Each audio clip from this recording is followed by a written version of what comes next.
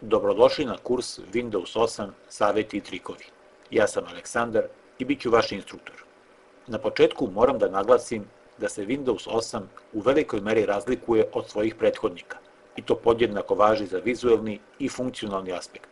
To znači da se iskusni korisnik lako može naći u nezgodnoj situaciji jer se pojedine operacije sada izvode sasvim drugačije i mnoge funkcije pokreću na novi način. Ovaj kurs će vam pomoći da izbegnete ovakve situacije i lako savladate sve nove procedure. Na početku ću vam pokazati nekoliko trikova koji će vam olakšati svakodnevni rad, a zatim ćete vidjeti i kako se koriste prečice za pokretanje pojedinih funkcija. Nakon toga sledi niz lekcija koje su posvećene detaljnom podešavanju sistema, da bi on u svakom trenutku mogao da zadovolji sve vaše potrebe. Na kraju ću vam pokazati i neke pomoćne programe koji takođe mogu znatno da unaprede vaš rad. Pošto nas čeka još puno posla, vreme je da krenemo sa prvom lekcijom.